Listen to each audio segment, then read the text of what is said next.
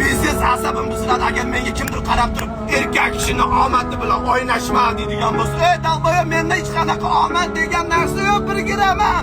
Bu yerda sabr, mehnat, birovlarning fikriga qo'tadi qo'yib qo'yish va luboy mana sharoitga ko'nib ketadigan, luboy komfort zonadan chiqib ketadigan, mana duxva bor, yurak bor, yibat. Bu qaysi bitta dalboyib erkak kishini omadi bilan o'ynashma deb qo'ysa, hammasi shu gulli ko'rpasini ustiga yotib olib erkak kishinin omadi bilan o'ynashma deb nihoya harakatni meni kutadi, qachon jalabda oltin qush kelib boshga chiqib ketishini.